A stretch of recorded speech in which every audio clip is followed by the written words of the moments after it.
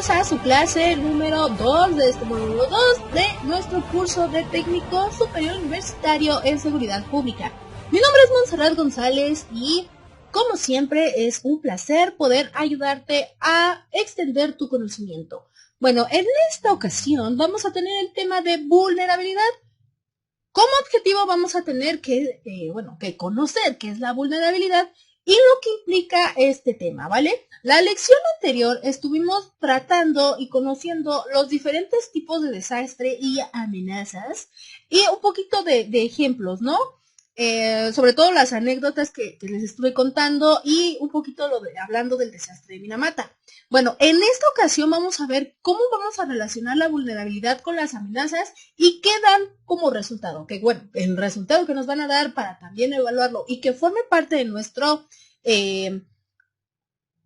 de nuestros conceptos para este curso va a ser el riesgo, ¿vale? Entonces, vamos a empezar con nuestra clase y, bueno, ¿qué es la vulnerabilidad? Todos decimos cuando, o nos imaginamos al escuchar esta palabra es de que pobreza, malos servicios o alguien que está desprotegido. Y no estás muy lejos de la realidad. Si es que pensaste en algún escenario de los parecidos, ¿no? Que te acabo de mencionar. Pero la vulnerabilidad es tan extenso su concepto o tiene varios conceptos que es difícil a veces tener uno solo. Pero aquí vamos a dar diferentes conceptos que nos van a ayudar a conformar uno propio, ¿vale? No todos van a tener un objetivo, todos van a ir encaminados a lo mismo, algunos tienen palabras más, otras menos, pero el objetivo y el propósito de la palabra vulnerabilidad en todos los conceptos que vamos a ver hoy es el mismo. Bueno, aquí como dice, pero ¿qué es la vulnerabilidad? Es el proceso del desarrollo mismo del hombre que lo ha llevado a conceptuar de manera apropiada elementos vinculados a su hábitat, medio ambiente y las posibilidades de interacción entre otros. Este es un concepto muy general que encontré, pero aquí hay dos cuestiones que quiero que las aclaremos porque la vamos a estar viendo durante nuestras clases. Alguna vez, alguna de mis profesoras me dijo que decir medio ambiente no era muy correcto porque era como duplicar el concepto, o sea, o dices medio o dices ambiente. Entonces, en nuestro curso, bueno, a lo largo de nuestro curso, solamente vamos a manejar ya sea medio o ambiente. ¿Para qué? Para que pues, estemos todos en sintonía que solamente se va a ocupar medio o ambiente cuando estemos hablando, obviamente, en donde nos estamos desarrollando, ¿vale? Y bueno, creo que ese es el punto número 1 que quería destacar de este concepto. Ahora, dice que elementos vinculados a su hábitat, y sí es cierto, hábitat también lo podemos considerar como un espacio urbano, porque al final de cuentas nos desarrollamos, evolucionamos, nos reproducimos y todo lo que implica en una vida salvaje, que a lo mejor siempre decimos hábitat y lo relacionamos con la selva, el bosque o algo, no, también lo podemos ejemplificar con un espacio urbano. Bueno, esos son los puntos que vamos a tener en consideración, porque dirás, ay, o sea, eso no tiene nada que ver, pero sí va a tener mucho que ver porque recuerda, los desastres hay naturales y también hay sociales y también hay políticos. Y sí, aunque desastres sociales y políticos sí puede haber dentro de un sistema, o en este caso dentro de un ecosistema, también los desastres naturales ocurren dentro de las zonas urbanas. Y como lo dijimos la clase pasada, esos son los sismos, porque son improbables. Bueno, la vulnerabilidad va a abarcar grado de exposición, protección, reacción inmediata, recuperación básica y reconstrucción, que a su vez entre la protección y la reacción inmediata vamos a tener la parte de homeostasis. En cuanto a la recuperación básica y la reconstrucción, vamos a tener un poquito el aspecto más psicológico, que es la resiliencia, y la unión de homeostasis con la resiliencia nos va a dar la resistencia, que eso es nuestro objetivo principal, ser resistentes ante cualquier amenaza, desastre o cualquier cosa que atente a nuestra seguridad como sociedad. Ahora, el concepto de homeostasis, a lo mejor dices, ¿qué es eso, no? Que no lo ubico. Bueno, es un concepto biológico, viene de la parte de biología, que nos da a entender o se enfoca mucho en la parte del equilibrio que tienen todos los sistemas que se necesitan para sobrevivir y funcionar correctamente. Muchos lo relacionan con la parte de los, de los sistemas del cuerpo, pero también lo podemos llevar más allá, ¿no? Porque al final del día, el mundo es un sistema. Lamentablemente o afortunadamente, como lo podamos ver, eso ya depende del punto de vista de cada quien, pero es un sistema. Entonces, en ese sistema, si una parte falla, van a fallar las demás. Pero también, si eso es lo padre de un sistema, ¿no? Que también si tenemos la mala suerte de que si una de sus partes falla y las otras la pueden rescatar, ok, entonces vamos a aplicar esos conceptos de apoyo, de solidaridad, de resiliencia, etcétera, ¿vale? ¿Para qué? Para poder llevar esa resistencia que va a ser necesaria ante cualquier situación. Y a lo mejor el concepto de resiliencia también puede ser un poquito complicado, que últimamente, con todo lo acontecido estos últimos años en el mundo, entre guerras, pandemias, etcétera, se ha vuelto muy común escuchar este concepto. ¿Y a qué se refiere? ¿No? Lo escuchamos, pero realmente es difícil comprenderlo, o a lo mejor no, pero aquí te lo voy a explicar. La resiliencia es la capacidad que tenemos las personas o la sociedad de superar ciertas circunstancias difíciles. Ejemplo, con todo lo sucedido, por ejemplo, en Ucrania, en Rusia, e incluso antes, ¿no? Con la Segunda Guerra Mundial, la Primera, etcétera. Vamos a poner en general las guerras.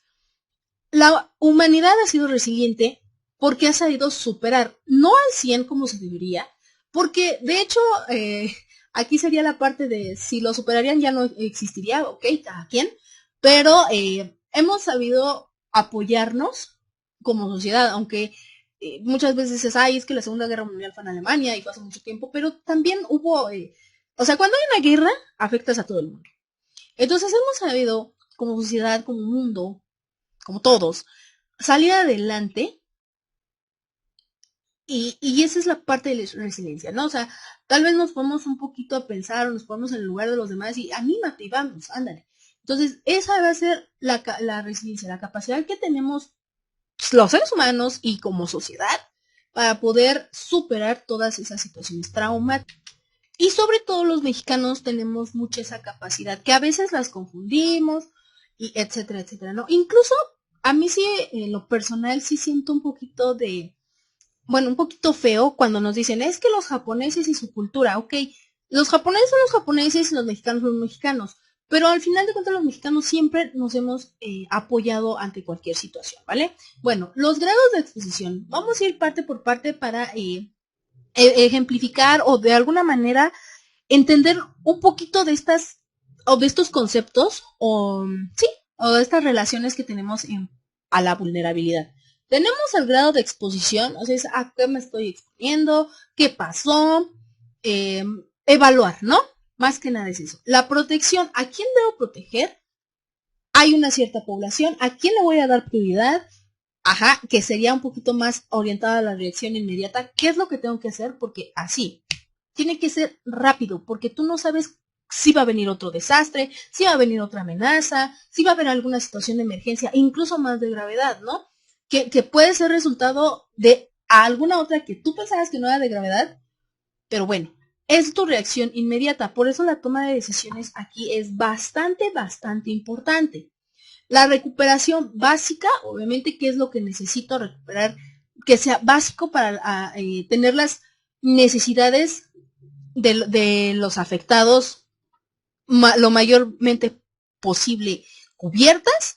Y la reconstrucción, que eso es lo que nosotros necesitamos, ¿no? O sea, ya vino la desgracia, ya vino la amenaza, la destrucción, el caos, y necesitamos subir, o sea, necesitamos parar todo y reconstruirlo, ¿vale? Entonces, solamente así consideraríamos a una sociedad resistente si cumple con todos estos requisitos y de manera eficaz y eficiente. Eficaz y eficiente. ¿Qué quiere decir? Que sea rápido y bueno. ¿Ok? Entonces, estos son los conceptos o las partes que vamos a considerar para la vulnerabilidad y cómo nosotros necesitamos de esa vulnerabilidad sacar nuestra resistencia. Ok, como te decía al inicio del video, tenemos diferentes conceptos de lo que es la vulnerabilidad. Entre ellos destacan incapacidad de una comunidad para absorber mediante un autoajuste los efectos de un determinado cambio en su medio.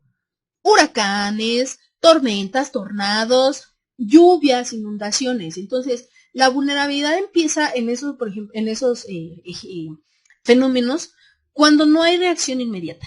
Ajá, entonces cuando no tenemos esa capacidad de, híjole, ya llegó la inundación, ¿qué voy a hacer? ¿Me voy a ahogar o qué voy a hacer? Entonces, no tenemos esa capacidad de pensarlo, ¿no? Me parece que hace mucho tiempo en Colombia, sí fue en Colombia, hubo una erupción de un volcán y seguramente ya debes de saber este caso, que es el de Omaira Sánchez. Hubo la erupción, se cayeron casas y esta pequeña de 13 años quedó atrapada dentro de, pues, del derrumbe de sus casas, ¿no? No pudieron sacarle su piecito y por más que la acción de las autoridades y del cuerpo civil y de policías, de todo un equipo de seguridad, pues lamentablemente la niña falleció. Entonces, la comunidad de ahí era bastante pobre, porque sí, la vulnerabilidad también tiene que ver mucho con el aspecto económico. Entonces, la pobre niña, pues lamentablemente falleció, mientras, ¿sabes qué era lo más cruel? La impotencia que tuvo la sociedad al no poder ayudarla, y no porque no quisieran, porque se hizo lo que más se pudo. Claro, eso me parece que fue en los 80s o algo así, que yo honestamente cuando yo supe del caso ya poco tiempo después, como unos 10, 15 años después, obviamente, porque pues tareas, ¿no? Bueno, la impotencia que se sentía y la crueldad porque los medios la estaban viendo, la estaban filmando y ya no, y no se podía hacer nada. Y por más que ella se aferraba y ella decía, yo voy a salir, yo quiero esto, yo quiero aquello, le dieron galletas, todo, pero no podía, nadie podía hacer nada porque la verdad, la tragedia fue tan extrema y el modo en que ella se quedó atrapada fue tan extremo, pues que se perdió esa vida, ¿no? Estuvo agonizando, me parece que 3 días, si no mal recuerdo, y pues prácticamente, o sea, tomaron ya después a mal que las televisoras pues estuvieran transmitiendo este desenlace, ¿no? O esta pérdida de la niñita. Pero es ahí donde te nota, o podemos clasificar, o podemos no juzgar, pero sí decir, oye, sociedad, ¿qué te pasa? ¿No? O sea, tienes el equipo, tienes algo para poder emitirlo en una televisora, pero se perdió una vida humana, o sea, ¿a qué estamos jugando? Pero eso ya son cuestiones sociales y hasta un poquito de moral que no vamos a abarcar mucho en este aspecto. ¿Vale? Entonces, a lo que voy es de que la comunidad era muy pobre, por más que se trató, la vulnerabilidad de esa comunidad era muy extrema y lamentablemente no nada más fue ella la que perdió la vida.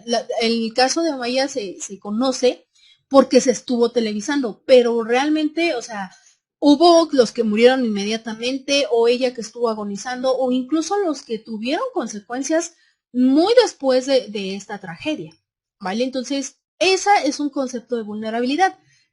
También lo podemos definir como la inflexibilidad ante el cambio, que por lo general, igual, ¿no? Cuando fueron las guerras, pues sí llega un momento en que la sociedad se queda vulnerable, porque no es fácil de tener un estilo de vida antes de una guerra, durante una guerra y después de la guerra. Es un cambio totalmente radical y que también aquí en México lo hemos experimentado y hasta ahorita con los cambios de gobierno y tratando de que lleguemos a un gobierno ideal, aún tenemos cosas que nos hacen vulnerables o aspectos que podemos considerar a la sociedad mexicana como vulnerables.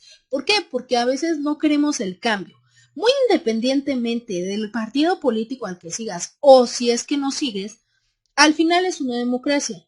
Y no estamos como que muy acostumbrados al cambio de un gobierno a otro, o a lo mejor sí, pero hay cosas que no van a ser 100% perfectas, ¿ok? Y también podemos definirlo como la incapacidad de adaptarse al cambio que para la comunidad construye por las razones expuestas a un riesgo. Vuelvo, los cambios siempre va a haber. La vida es totalmente cambiante. Siempre, siempre, siempre, siempre estamos en constante cambio. ¿Por qué?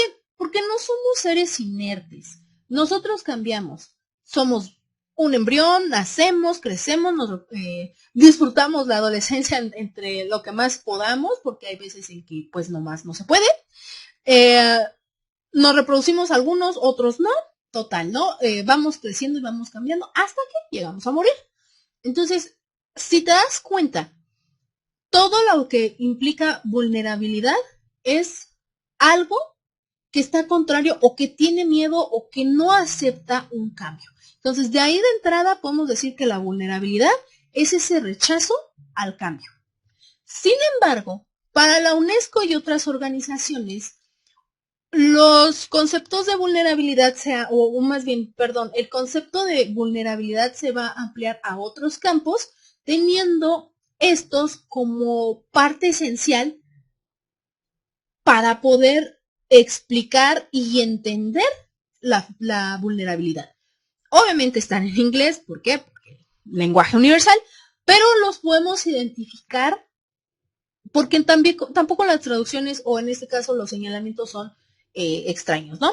Bueno, los hazard, que implican peligro, riesgo, que lo hemos visto de hecho mucho durante procesos biológicos o radiactivos, ¿no? Los hazard es la probabilidad de ocurrencia de un suceso potencialmente desastroso durante cierto periodo de tiempo en un sitio dado. Una anécdota, bueno, no anécdota, más bien una parte histórica. Chernobyl. Chernobyl está infestado de estos símbolos de los hazard, porque obviamente es una zona donde la radiactividad gobierna, ¿no? Incluso es como dicen algunos especialistas. La radioactividad está ahí porque obviamente sí, un pequeño paréntesis de historia, había un reactor, quisieron probar la energía de emergencia, no soportó el reactor nuclear esa prueba de emergencia para ver cuánto aguantaba la planta sin electricidad y pues se acumuló la energía en una como bóveda donde había grafito, pero el grafito se conoce, sí, lo de lápiz, como absorbente de energía.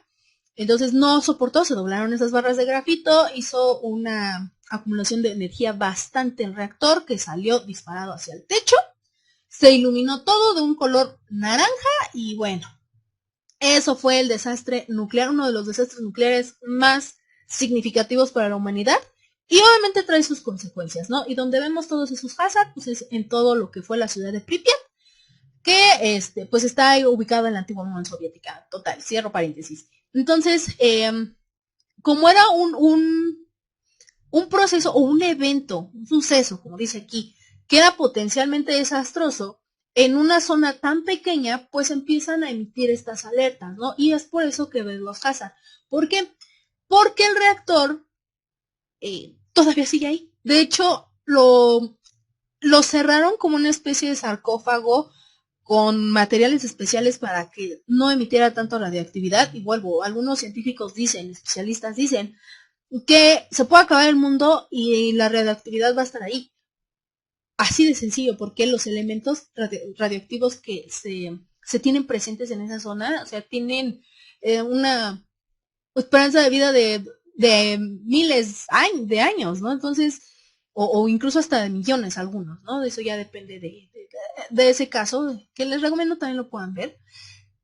Entonces, esos hazard se vinculan mucho a procesos biológicos, aunque no se descarte que se ocupen en algún suceso físico, químico o de cualquier otra índole, pero son muy comunes encontrarlos en procesos que tengan manipulación biológica o que sean de consumo humano. Ahora, también tenemos los vulnerability, que es el grado de pérdida de un elemento o grupo de elementos bajo riesgo, resultado de la probable ocurrencia de un suceso desastroso, ¿no? Y esto se mide en escala, que propiamente es la vulnerabilidad, ¿no? Entonces, si recordamos estas guerras que están en Siria, que tenemos la parte de los refugiados y que hay refugiados en todo el mundo, no nada más la población de Siria, que huye para una mejor calidad de vida a países europeos o asiáticos, ¿no? No, en todo el mundo hay esta parte de vulnerability con la parte de los refugiados. Por ejemplo, en Bangladesh también es una comunidad bastante vulnerable porque es una zona de tiraderos de barcos y, por ejemplo, son barcos que se encargaban de transportar combustible. Entonces, la parte de Siria está con una guerra desde hace muchos años y la parte de Bangladesh está con esta situación de ambiental, un desastre que influye, ¿no? La mano del hombre. ¿Por qué? Porque van y tiran los barcos. En Siria, pues está toda la cuestión política que obliga a que pues sus habitantes huyan y busquen un mejor lugar, pero al tratar, o más bien al tratar de salvarse la vida, porque muchas veces y lamentablemente los sirios no encuentran una mejor calidad de vida y solamente encuentran dónde sobrevivir. En cambio, con Bangladesh, pues también hay una situación de emergencia, porque al ser un tiradero de barcos, está poniendo en vida, bueno, perdón, está poniendo en riesgo la vida de los habitantes y la vida del planeta. Tanto es así que dicen que si tú llegas y frotas tus manos dentro del territorio de Bangladesh, donde está el tiradero de barcos, tus manos se prenden, te prendes fuego por la cantidad de combustible que hay derramado en todo, que ya está el aire de ahí, lo está absorbiendo o ya lo tiene. Incluso la gente es tan vulnerable y tan pobre, la verdad, que muchas veces agarran los barcos como viviendas. Y es como si fuera una vecindad, pero en el barco. Pero ojo, el barco es desecho porque ya tiene petróleo, ya tiene bastantes componentes de índoles extrañas y la gente se expone. Entonces son ejemplos de vulnerabilidad.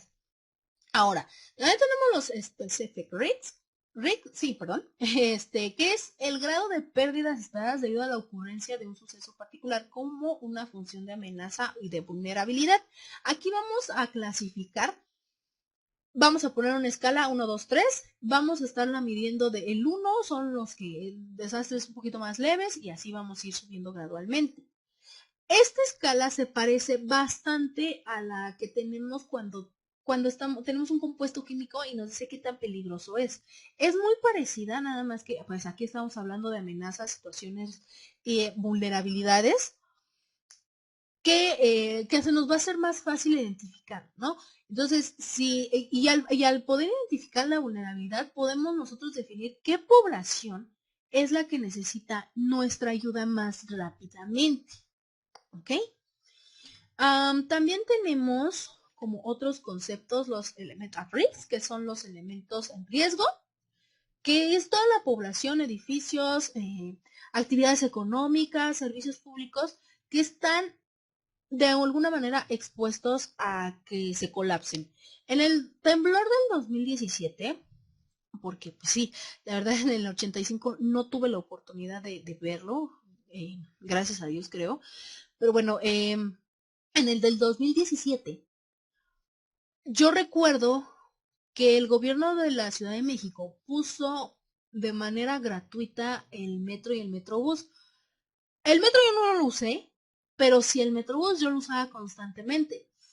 Y sí, también el metrobús y el metro estuvieron a punto de colapsarse y podríamos decirlo que fue expuesto a ser un elemento de riesgo, porque fue tanto, bueno, dentro de todos los edificios que lamentablemente pues colapsaron y la gente que lamentablemente falleció, todavía había una gran demanda en estos servicios, porque los mandaron a otras oficinas, se tenían que mover, incluso hasta personas que venían de Hidalgo o de otros estados, incluso más allá del Estado de México, pues se vieron afectadas y como que la clasificación de población terciaria, ¿no? Que no estaban dentro de los límites, pero pues sí se vieron afectados en cuanto al servicio, porque la verdad, pues sí fue difícil transportarse a veces dentro de estas zonas, pero yo creo que hubiese sido más difícil sin los elementos que nos estuvieron ayudando. Por ejemplo, los de seguridad, los de salud, todos, ¿no? Todos estuvieron haciendo una buena logística, tuvieron un muy buen trabajo y ayudaron muy bien a la gente, que si no hubieran tenido esa respuesta y esa organización, la Ciudad de México, bueno, en este caso la zona metropolitana, o sea, colapsa y se vuelve una zona de desastre. así de fácil. O sea, sí fue una pérdida de muchas cosas y sí podríamos decir que fue pérdida bueno, no total, pero pues sí hubo yo creo que un 70% de pérdidas en inmuebles. En algunos sí fue pérdida total. Pero gracias a esos servicios de apoyo de los policías, bomberos, todos, incluso personal de salud, todos ayudaron y tuvimos ese apoyo, ¿no? Esa resistencia ante esta situación. O incluso durante el COVID, donde pues sí, nos vacunaron, que la brigada esta de Correcaminos, pues fue una cosa o una organización buena, a lo mejor y no fue perfecta, porque recordemos, ¿no? Al final somos seres humanos y pues nos fallan ciertas cosas, no todo va a ser perfecto, pero sí fue padre y sí se tuvo una muy buena respuesta porque es una pandemia, o fue una pandemia. Y al tener esta organización primero, ¿no? Que viene desde arriba, ¿no? Que se empezaron a vacunar de manera escalonada por edades, pero el servicio de salud y el servicio de seguridad pública y todos los que participaron nos ayudaron mucho y daban muy buena información. Raro fue el lugar o la zona donde pues sí se tuvo un poquito menos de desorganización y que al principio, ¿no? Al principio sí había bastante desorganización, pero como yo lo había dicho en la lección pasada, a veces la experiencia es también la que nos apoya y la que nos dice qué tenemos que hacer. Entonces, y sí, la verdad, o sea, nadie estaba preparado para una pandemia, pero conforme iban pasando los días, íbamos adquiriendo experiencia y ya sabíamos qué hacer.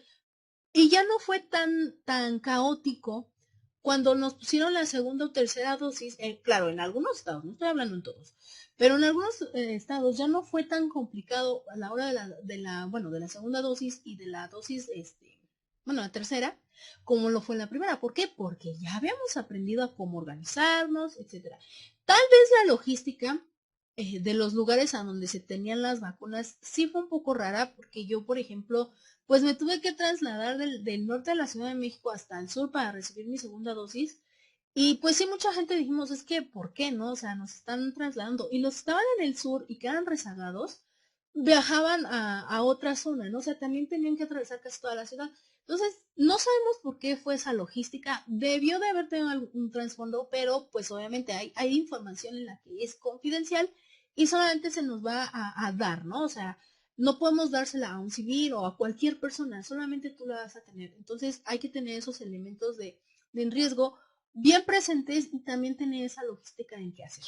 Y por último tenemos los total risk, que es el número de pérdidas humanas y de actividad económica, todo lo que impacta dentro del desastre. Ajá. Ejemplo, cuando fue la situación de la línea 12 que colapsó, que lamentablemente fue ahí una utilización de recursos que a lo mejor no fue la adecuada. Bueno, no es a lo mejor, obviamente no fue la adecuada, pero se pudo evaluar los riesgos totales dentro de la línea a partir de ese suceso. Y ya hay una manera de determinarlo cuantitativamente. Ajá, o sea, de cuántos. Y eso ocupa una fórmula matemática que es igual al producto de riesgo específico y los elementos de riesgo. O sea, vamos a multiplicar qué tanto riesgo específico hubo por los elementos de riesgo. Y es así como ese total o ese número que va a ser significativo, que después vamos a darle un valor ya más real, nos va a ayudar por ejemplo, a la manera de prevención, que lo vamos a ver dentro de otras clasecitas, ¿vale? Entonces, espero que hasta aquí no tengas ninguna duda. Ahora, con todas estos conceptos y estas fórmulas, porque al final de cuentas todos estos riesgos, estos conceptos se cuantifican.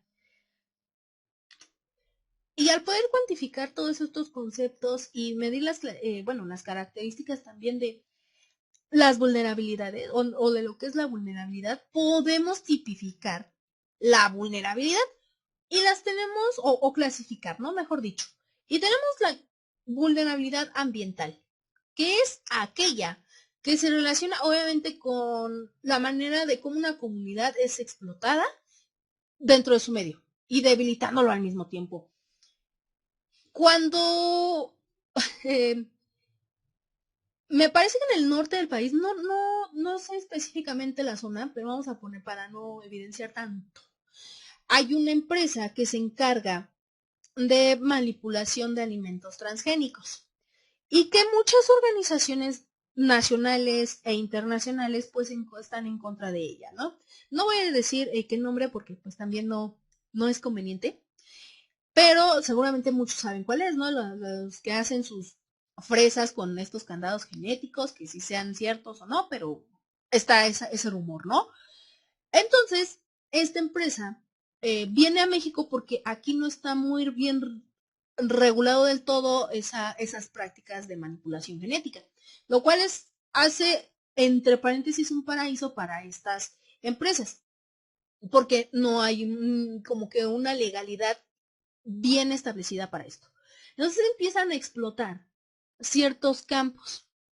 Hubo ese rumor, ¿no?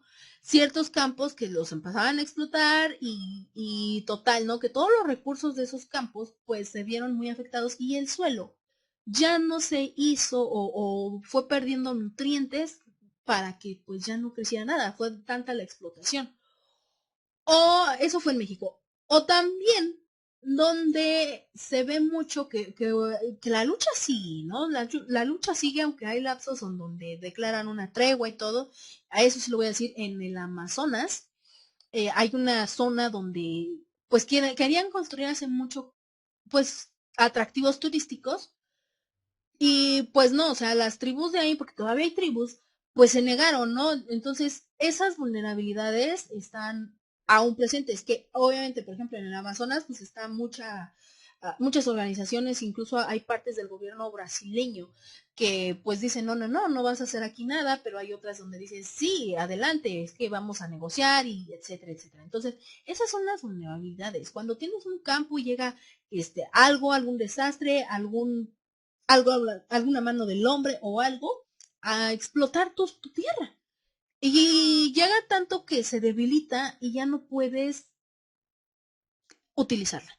Se ha pasado en minas, ha pasado en tantos lugares del mundo, no nada más en América, ¿no? En el caso de México o Brasil, ha pasado en tantos lugares y por parte de muchas personas que de plano todo el mundo puede ser propenso a una vulnerabilidad ambiental. También tenemos la vulnerabilidad física, que tiene que ver con la ubicación geográfica y los asentamientos y la capacidad técnica de cómo vamos a aprovechar ciertos recursos. En el 2021, cuando fue todo la cuestión de la inundación y temblor, pues no sé, o muchos recordarán que una roca cayó en una casa ahí en inmediaciones de Tlanepantla. Y era eso, ¿no? O sea, prácticamente esas casitas, y yo lo respeto y no quiero que se sientan un poquito mal, pero entiendo también que las necesidades pues de las personas o de los seres humanos pues necesitan un cobijo, porque era lo que decíamos la clase pasada, ¿no? Que hay amenazas y desastres que nosotros necesitamos a donde resguardarnos. En este caso, estas personas pues tenían sus casitas casi en la punta del cerro, que no es conveniente tenerlas ahí, pero pues también a dónde te ibas, ¿no? Y lejos de que digan, es que se metieron, es que la verdad se me vendieron la tierra, etcétera, etcétera, pero son vulnerables a este tipo de desastres y situaciones. Aquí, pues sí, la pobre gente pues quedó aplastada, si no me recuerdo, fue la esposa y creo que sus chiquitos, si no me recuerdo, si no, espero equivocarme, pero creo que sí pasó eso. Pero al final de cuentas, la zona es vulnerable. Entonces, cuando van los elementos de emergencia, policías, salud, bomberos, todas las personas que ayudaron, todos los elementos que ayudaron, pues se empezó a hablar, ¿no? De desalojos. Pero ¿a dónde las ibas a llevar? Entonces esa gente entre sí y no, que sí me desalojan y no, quedó vulnerable y propensa a otro desastre, a que otra casa fuera así aplastada. Entonces esa es la vulnerabilidad física y depende mucho de la ubicación geográfica. Es como los pobladores que están cerca de de los hoyos que se hacen en la tierra, ¿no? Y no nada más en Puebla, en todo se ha hecho, incluso aquí en el Estado de México también se tienen estos que inician a veces como baches y se hace todo un cráter prácticamente. ¿Y por qué? Porque se erosiona la tierra, por muchas cosas, pero quedan vulnerables, ¿vale? Entonces, esa es la vulnerabilidad física. También tenemos la vulnerabilidad económica. Y la vulnerabilidad económica es la ausencia de recursos económicos de los miembros de una comunidad o también la mala utilización de estos recursos disponibles para, pues, que se ejecuten de manera viable esta gestión de riesgos. Ahorita vamos a ver qué es un poquito la gestión de riesgos. Bueno, en la próxima clase lo vamos a profundizar más. Bueno, ¿a qué me refiero con la vulnerabilidad económica? Cuando hay algún desastre, pues la gente y la sociedad reaccionamos, ¿no? Y empezamos vamos a llevar víveres, vamos a llevar aguas y todo lo que quieras, ¿no? Medicamentos, pañales, todo, ¿no? Lo que es básico para un ser humano. Pero también muchas asociaciones, perdón, dentro de México y muchos bancos y muchos lo que quieras, ¿qué pasan en los medios, no? Vamos a hacer donaciones y haz tus donaciones en tal cuenta y esto y aquello.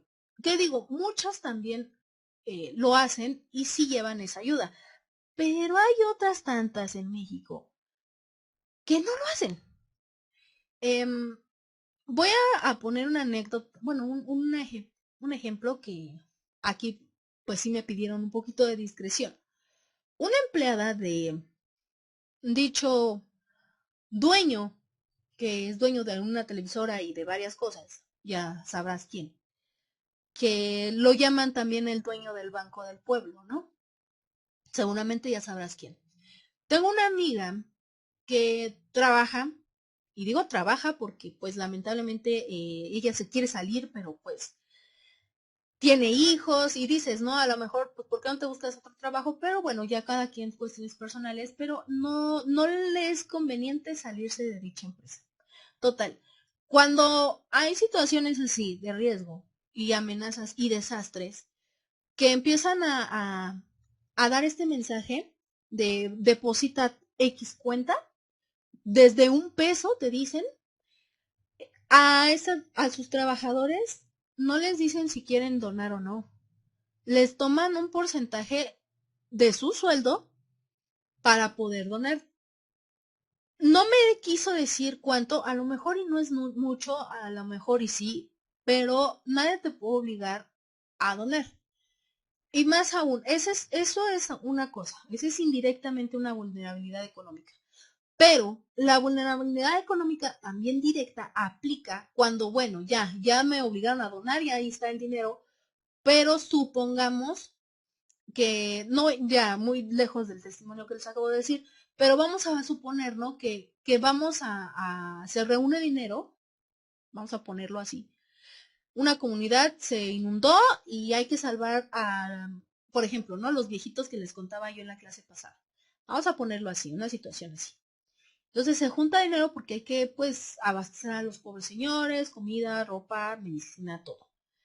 Y si se juntaron 1,000 pesos en este ejemplo, y hay una cabecilla que dice, sabes que yo los abastezco y de esos 1,000 pesos, pues se guarda 300, eso ya es una vulnerabilidad económica porque ya los recursos de la comunidad ya no fueron utilizados debidamente. O en el caso indirecto del testimonio, ya o sea, sí te obligaron, pero también tú te quedas vulnerable porque a lo mejor tú necesitabas ese dinero y te obligaron a darlo. Por eso te digo, es indirecto. Ajá, entonces todos esos recursos, cuando hay alguna catástrofe o algo, o cuando ya de plano tú eres vulnerable, pues no es viable o no se está haciendo uso correcto de esa gestión de riesgos. Entonces, puede ser de que reúno dinero y no lo ocupo todo, o también me están quitando y yo están viendo que estoy vulnerable y todavía me lo quitan, ¿vale? Entonces, eso es la vulnerabilidad económica.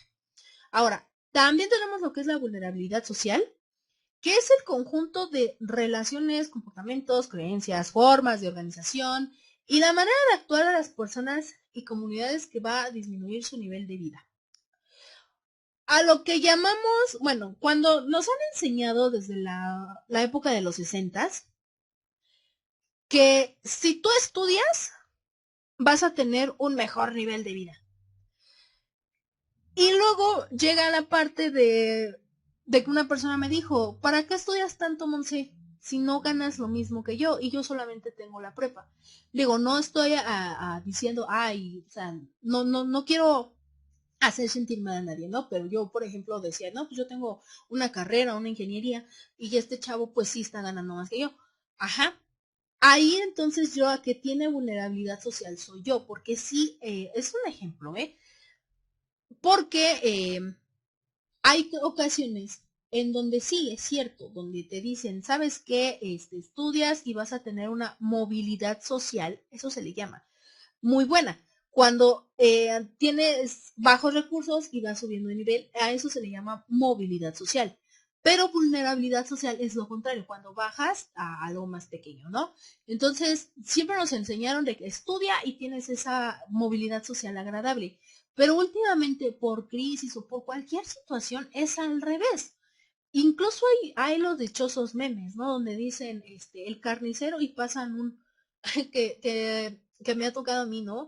Que me lo envíen, de manera de juego. También no hay que tomarnos mucho a pecho a cosas, ¿no? Pero ahí está ese meme y no sé cómo tomarlo. A veces, bueno, ya me lo tomo a juego, pero pues lamentablemente sí pasa que dicen, el carnicero tiene un Lamborghini y tú con X profesión, esto, ¿no? Y es apenas un bochito o algo así. Pero es que también depende de las oportunidades que uno le dé en esa situación. Pero cuando hay una vulnerabilidad social también muy marcada es cuando hay un desastre. Ajá, porque aquí a lo mejor podemos considerar la vulnerabilidad en esto de que les digo del meme, porque hay crisis. Ajá, pero y bueno, una crisis, pues al final de cuentas es una situación que nos afecta. Pero, por ejemplo, si se me cayó la piedra o la roca en mi casa y mi casa era un negocio, pues obviamente de entrada, aunque no fuera negocio, hay una pérdida enorme de, de nivel social. Ajá, a lo mejor era, vamos a suponer, ¿no? Que no tenían lujos esta familia, pero a lo mejor sí vivía cómodamente. Y ahorita, o sea, imagínate, perdió su casa, perdió sus bienes, perdió a la familia y se queda vulnerable el único sobreviviente que creo que fue el papá. Sí, sí lo recuerdo bien. Entonces, eso es a lo que significa vulnerabilidad social. Pierdes todo y te quedas prácticamente en la calle, que es como lo que vemos mucho o lo que tratamos de definir como un vagabundo, ¿no? Que como en el de la película esta icónica de los perritos, que digo, es un personaje, pero podemos simplificar un poquito más ahí. Entonces, ¿qué decía? ¿No? Era un profe y esto y esto y esto, pero se metió a no sé qué ondas, que ahí dice, ¿no? Que por andar como de grillero o algo así, que no es lo correcto decirlo así, que siguió sus ideales y pues se quedó en la calle, ¿no? Entonces, eso es a lo que se le llama vulnerabilidad social. Pero vuelvo, se trata de que no lleguemos a esto, pero hay que conocerlas. ¿Para qué? Al conocerlas nosotros podemos ejercer un patrón de evaluar los riesgos y ya una vez conociendo las amenazas, los desastres, las vulnerabilidades y los riesgos, podemos hacer un plan de prevención. Ok. Aquí tenemos la vulnerabilidad educativa, que es muy común en México. Lamentablemente es muy común en México. Y bueno, se relaciona con la mayor o menor correspondencia existente entre los contenidos y métodos de educación de una comunidad para poder ejercer la práctica dentro de ella y su entorno. Este caso no tiene mucho, fue en este año de 2022, donde dices que la situación actual con el empleo y este chico que vemos aquí con cubrebocas tiene un posgrado, pero aceptó un empleo de menos del salario mínimo para poder sobrevivir. Y era donde te decía, ¿no? Volvemos a la época de la movilidad social. Ahorita, quién sabe por qué, están todavía estudiando, bueno, estamos estudiando esa cuestión del por qué si tienes grandes estudios, por qué tienes un salario muy bajito. Ajá. Aquí, por ejemplo, se está evaluando en algunos artículos sobre educación que es por la parte de la habilidad. A lo mejor y él tiene muy buenos estudios de posgrado, no lo sé, no, o sea, lo voy a ejemplificar, pero no lo estoy afirmando. Porque podemos tener muy buenos estudios y te podemos tener por posgrados y ser parte del Sistema Nacional de Investigadores nivel 3 de México, porque hay 1, 2, 3.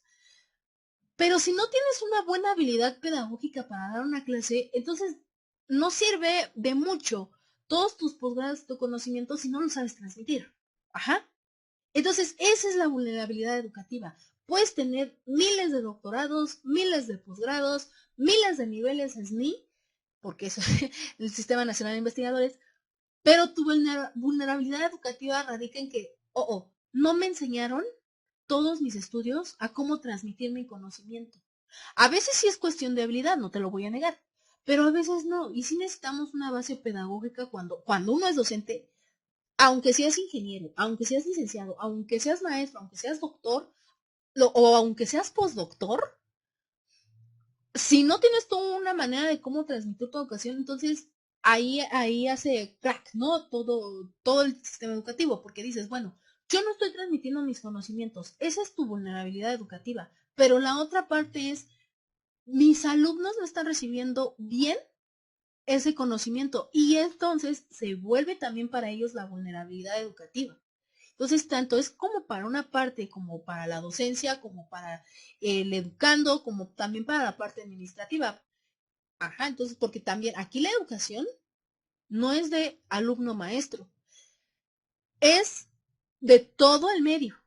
En el caso de los más pequeñitos, pues es, bueno, padres de familia, administrativos, docentes y alumnos. Entonces es un trabajo en equipo tremendo, que es muy bonito cuando se lleva en armonía, pero lamentablemente a lo mejor con este chico o en este caso, pudo haber sido el estudiante que no tuvo un conocimiento adecuado, pero también pudo ser el profesor o el profesionista que no tuvo las habilidades adecuadas. Entonces, no sabemos cuál es su situación. La verdad sí es muy lamentable, porque pues si tiene unos grados académicos buenos, pues sí, ¿no? Debería de tener alguna mejora en su movilidad social, pero no sabemos cuál es el trasfondo. Aquí, por ejemplo, incluso hay una aglomeración de gente porque hicieron paro y él ahí estuvo junto con ellos, ¿no? Pero eso fue una historia. Imagínate cuántas historias hay en México. Y vuelvo, entonces la vulnerabilidad educativa ha sido muy marcada en México, que lamentablemente todavía no hemos llegado a la parte de prevención ni de reconstrucción o solución en este caso para poder pues subir nuestro nivel. Y sí dices, no es que sale muy caro, porque sí es cierto. A veces las mejores escuelas te cobran un ojo de la cara, ¿no? Y no debería de ser así. Sí, por ejemplo, aquí te cobramos un servicio y todo, pero en otras escuelas, por cositas así muy simples, pues ya te están cobrando una millonada. Y solamente, ¿por qué? Porque necesitan invertirle a su imagen. Porque también me ha pasado, he tenido la oportunidad de estar en educación, perdón, en instituciones educativas donde cobran bastante y la educación no es muy buena. Y solamente le invierten a su publicidad. Entonces, eso tampoco es que estar bien educativamente, eso es una vulnerabilidad educativa. Entonces, esos son ejemplos. Esperemos que no estés tú pasando por lo mismo, la verdad es que no. No quiero que pase eso. Y que podamos cambiar, ¿no? Que podamos cambiar esta parte de la vulnerabilidad educativa porque la educación es un pilar de la vida. O sea, sí la economía, sí la sociedad, sí todo, pero la educación es fundamental para el desarrollo de un individuo, ¿vale? Entonces, esta es la vulnerabilidad educativa. También tenemos la vulnerabilidad política, que se refiere a la autonomía que posee una comunidad para tomar decisiones e influir sobre esas mismas decisiones que le afectan. Como en México, casi no se da. No voy a hablar de un partido de político en específico, porque al final de cuentas la filosofía del partido no es la culpable, sino el que está transmitiendo la filosofía. Porque a lo mejor un partido político sí tiene la visión y el propósito y el objetivo de brindar una buena democracia en el país, y no nada más en México, en todos los países que son democráticos, porque no todos son democráticos. Pero al líder que ponen al frente, que por carismático, que porque tiene carita bonita, que porque lo que quieras, que porque se sabe expresar, pues no. Eh, y empieza a manipular. Ajá. Para no caer en situaciones en México y no poner en conflicto a nadie con su ideología política, vamos a hablar de los nazis. Vamos a poner un ejemplo. Hitler era pues un muy buen, hacía un buen uso de la dialéctica, o sea, se expresaba muy bien en público. Y prácticamente la ideología del partido nazi fue de Alemania para los alemanes, ¿no? Como en alguna vez lo han dicho muchos presidentes de Estados Unidos, América para los americanos, ahí era Alemania para los alemanes. Entonces, a lo mejor sí, ¿no? Él hablaba de ciudadanos alemanes, que implicaba judíos, implicaba, pero que fueran ciudadanos alemanes. Que él mismo, o que tal vez su séquito, se corrompió, por decirlo así, y empezaron la masacre más cruel de toda la historia. Ok, esa fue una cosa, pero esa vulnerabilidad política que tuvo el pueblo alemán, bueno, por parte del Führer, fue eso, ¿no? Tuvo una muy buena manipulación sobre ellos, incluso yo hasta la fecha, mi humilde opinión es de, si no se hubiera corrompido, creo que hubiese sido uno de los mejores gobiernos que pudo haber estado en el mundo, a lo mejor me equivoco, digo, de manera bien establecida, donde no hubiéramos, bueno, no hubieran sufrido ellos tanta atrocidad, toda esa pobre gente, y a lo mejor hubiese sido otra cosa, ¿no? Pero cuando empiezas y esto es mucho del comportamiento humano, un poquito de paréntesis, cuando el humano empieza a tener esta carga de poder, empieza a ser locura y media. Por eso yo te decía, la toma de decisiones es, debes de estar tranquilo, debes de estar sereno, porque tener el poder y el control de mucha gente, o sea, hay veces que se enloquece la gente y ya no sirve nada. Entonces, esto seguramente pasó con el Führer, y pues hubo esta manipulación política, ¿no? Donde pues ya dio como resultado una guerra que a su vez esa guerra dio como resultado más vulnerabilidades. Entonces, todas esas decisiones son las que afectan. O vámonos, no tan en el extremo. Cuando nos dicen, oye, tu voto es libre y secreto, pero si votas por mí te voy a dar X cosa. O si esto, porque aprovechan la vulnerabilidad de la gente y a la vez generan otra vulnerabilidad, porque están influyendo sobre tu decisión. Si yo quiero votar por el partido blanco y me están diciendo, oye, es que te voy a dar esto para que votes por el partido rosa, pues no se vale. Eso es vulnerabilidad política y hasta cierto punto puede influir mucho en considerarlo como delito, ¿vale? Ahora, también tenemos la vulnerabilidad institucional, que se refiere a todos los obstáculos formales que impiden una adecuada adaptación de la comunidad a la realidad cambiante del ambiente. Mejor imagen no pude haber tomado, ¿no? Incluso está el meme de un gatito que está cazando y hay otro gatote atrás de él, que está pescando, perdón, y hay un gatote atrás de ese gatito que le está quitando pues sus pececitos, ¿no? Que va recuperando. Entonces, cuando una institución ve que hay un grupo vulnerable y que ese grupo vulnerable está haciendo todo lo posible por cambiar y va y le quita todos sus recursos que ellos ya obtuvieron, pues eso se vuelve vulnerabilidad institucional. Porque ya no les está dejando a que ellos se adapten a este nuevo cambio. Así de sencillo. Entonces, me quitan recursos, una institución o algo así, cuando está viendo que apenas estoy levantándome, ¿no? De todo un desastre. Y esa adaptación ya no queda porque, híjole, me hacían falta las palas, ya se los llevó tal persona. No puedo sacar los escombros. ¿Qué hago? No puedo adaptarme a los escombros, no puedo hacer mi casa, no puedo hacer esto. Esos son los obstáculos, porque el obstáculo ¿cuál fue? No tengo palas, no tengo el equipo necesario para poder recoger lo que queda de mi casa o para poder hacer una nueva casa. Esos son los obstáculos. Entonces, para que esa comunidad se adapte a ese cambio.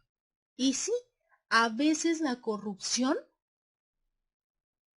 influye bastante en una vulnerabilidad institucional o incluso en cualquier tipo de vulnerabilidad. Por eso, la base ética, que también vamos a ver en este curso, es fundamental.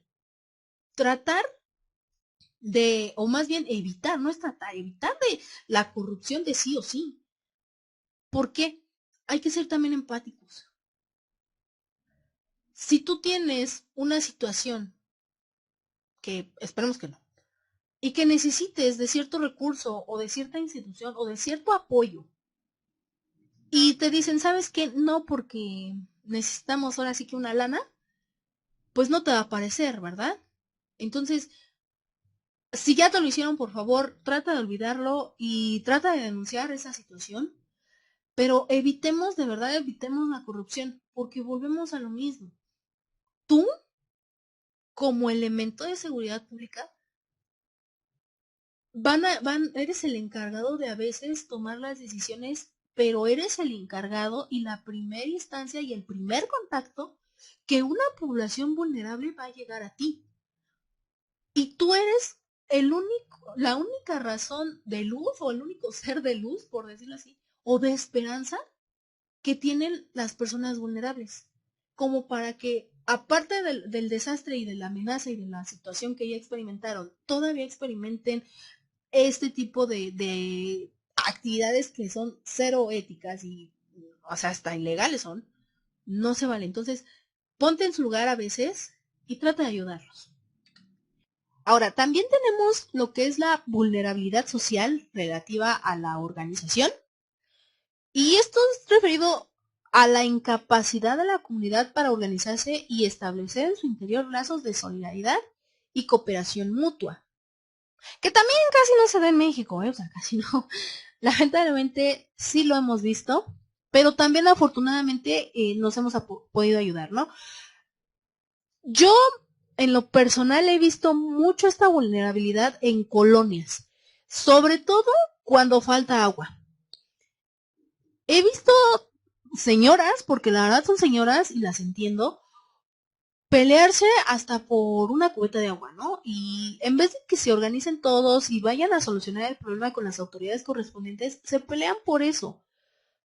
Entonces, esa es la vulnerabilidad social relativa, ¿no? Cuando no nos organizamos bien y siempre queremos echar la culpa a alguien más. Lo vemos también dentro de empresas, en el trabajo, que porque ya una compañera me vio feo, que porque una compañera ya pasa esto, que porque un compañero me quitó X cosa, ¿no? Me quitó una actividad con la cual me iban a dar más dinero. Entonces, toda esa vulnerabilidad social pasa la verdad, y es más común de lo que uno cree. Y es, por ejemplo, si es en una empresa, el departamento de recursos humanos debe poner un orden, debe de ser conciliador, más no les debe decir qué hacer, debe de conciliar. No les debe decir, porque debe de ser neutral. Pero hay veces que cuando pasa un desastre, es que es tu culpa, por eso pasó. O cuando fue las inundaciones, porque yo lo escuché mucho en mi colonia. Es que es la culpa de los de allá de la otra calle porque nunca recogen la basura de los árboles. Es que es la culpa de esto porque siempre tiran la basura y se tapan las coladeras. Y viene toda esta parte, o sea, es un desglose, ¿no? O sea, ok, si estás viendo que tu vecino no barre las hojas, pues ayúdalo, enséñale, o no sé, o dile, oye vecino, mira, yo te acabo de ayudar, pero por favor vamos a mantenerlo limpio, o no sé. En vez de hacerlo así, ay, es que esto, y empezamos a pelear. Pues empezamos a pelear, la verdad, bastante, y no se vale tampoco. Entonces, esa vulnerabilidad social hay que evitarla de sí o sí porque sí, también como lo he dicho, ¿no? Nos ayudamos y canta y no llores, pero también lamentablemente tenemos ¿Qué esperar hasta que pasa un desastre de tremenda magnitud para poder decir canta y no llores? No. O sea, desde el momento en que veo de que, oye, hay mucha basura en la calle, ¿por qué no nos podemos a limpiar? Pero ¿qué es lo primero que hacemos? Ay, no, es que no está en mi casa, no es el límite de mi casa, es del vecino. Por favor, hay que tratar de evitar eso. Sí, sé que es a veces injusto de que yo, ¿por qué voy a barrer la basura del vecino? Ok, pero lleguen a un acuerdo. Hay que tratar siempre de llegar a acuerdos, hay que hablar bien, como yo se los digo siempre a mis alumnos que son más pequeños, ¿no? En el pedir está el dar. Y cuando ya no haya, pues, razón así como que no me hace caso, se pone muy hostil o se pone muy grosera o cualquier situación, vayan con la instancia correspondiente. Vayan, no se trata de denunciar, sino de conciliar. Ya si no hay una conciliación, entonces sí, ya hay medidas que pues se tienen que llevar a cabo, lamentablemente, pero ya que no queda en ti, tú hiciste todo lo posible para poder llevar, ahora sí como decimos, ¿no? La fiesta en paz, de hacerlo todo bien como marca la ley, pero pues a veces hay personas en que no quieren y pues bueno, no quieren, entonces pues vamos a tener que poner ahí, pues manos en la, pues sí, decirle a la autoridad, ¿no? De, pues vamos a solucionar esto porque contigo, porque pues entre nosotros no se pudo. Pero tratemos siempre de cooperar, de ser resilientes. Y bueno, todos estos conceptos y estas definiciones y estas clasificaciones nos hacen ver qué tan vulnerables somos o en qué categorías estamos, ¿no? Ya conocimos las amenazas, ya conocimos, bueno, empezamos a hablar de amenazas, ajá, pero de forma general, ahorita vamos a ver qué considera el Estado mexicano como amenazas. También ya vimos las vulnerabilidades, que eso es en todo el mundo, y que el resultado de las amenazas y de la vulnerabilidad nos implican los riesgos. ¿Ok? Bueno, amenazas a la seguridad nacional, hablando específicamente de México. Tenemos, pues, bueno, tenemos, tal cual dice el gobierno, para los efectos de la Ley de Seguridad Nacional son amenazas a la seguridad las siguientes, por mencionar algunas, porque es un listado grande. Entonces, bueno, traté de englobar las que más pude en 5 puntos más sencillos. Obviamente ya depende de cada, también de cada estado y todo, pero las más significativas son estas, ¿no?